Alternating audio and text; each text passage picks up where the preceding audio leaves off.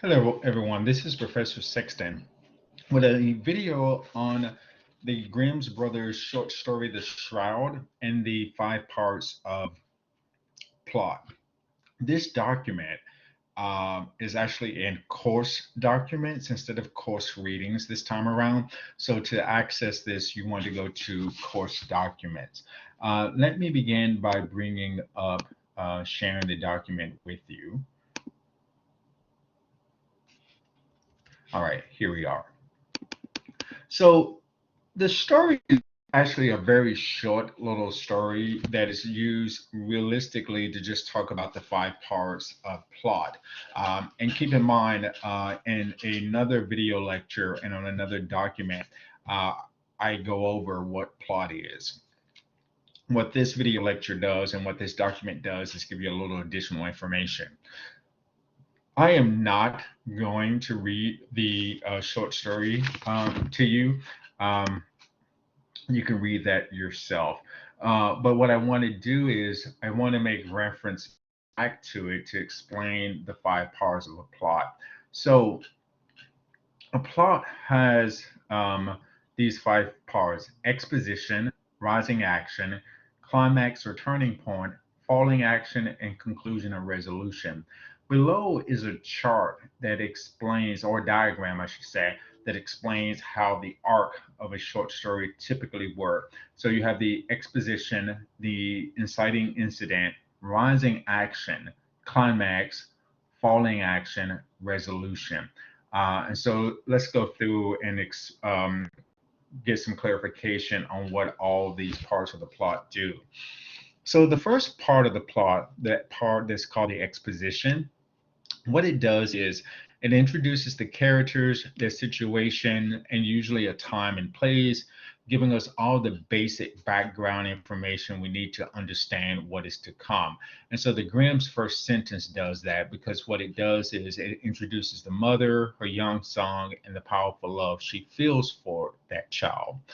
But what the exposition also does, it usually reveals some source or seed of potential conflict.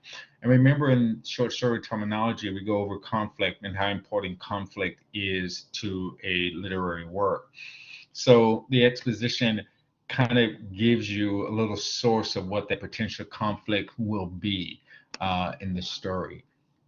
And so if you can see here, that statement is that when the mom worshiped her boy above everything else. And so that's a conflict in the making. Then the rising action begins with an inciting incident or destabilizing event. And what the destabilizing event does is it destabilizes the initial situation and it incites open conflict. So we know at the beginning of the story that this mother worshiped and loved her boy dearly. So when the boy dies, that becomes a destabilizing incident because what it does is it unsettles what we've heard in the exposition. Now, for this short story, The Shroud, all of this happens, in that paragraph. But for longer works, exposition, rising action can happen over numerous paragraphs and numerous pages. Um, the climax or turning point in a literary work is the moment of greatest emotional intensity. So the climax is also the moment when the outcome of the plot and the fate of the characters are decided.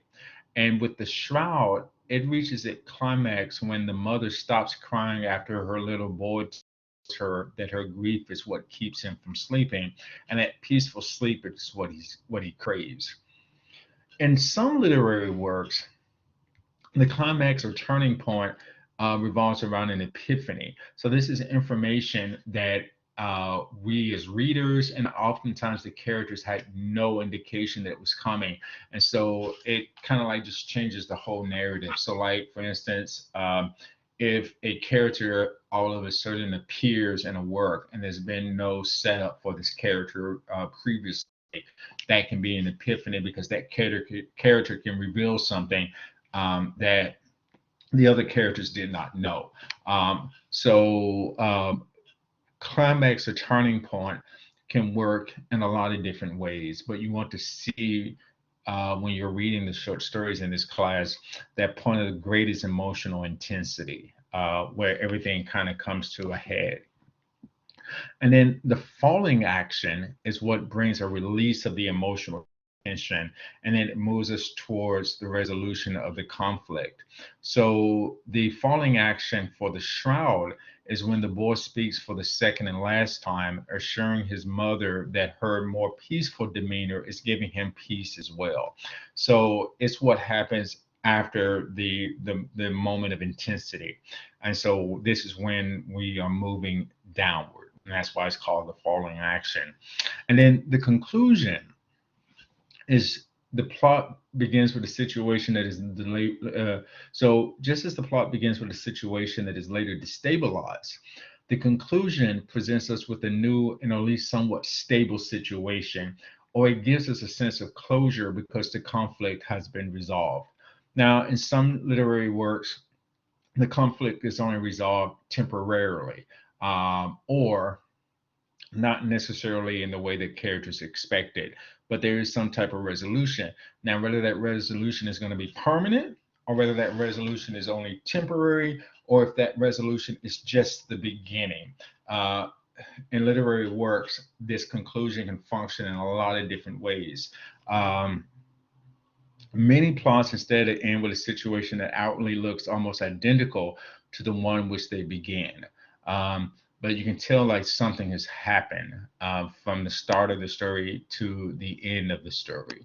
Um, some fictional works will include a final section, which is an epilogue, which ties up any loose ends that are left dangling in the conclusion. So it can update us on what happened to the characters since the conflicts were resolved, or provide some sort of commentary on the story's larger significance. And so it can function in that way. So those are the five parts of plot. As you're reading the short stories in this unit, or as we discuss short stories, pay attention to these five elements of the plot and see how they contribute to your reading, your understanding of the literary work. Okay, everyone, take care. Bye.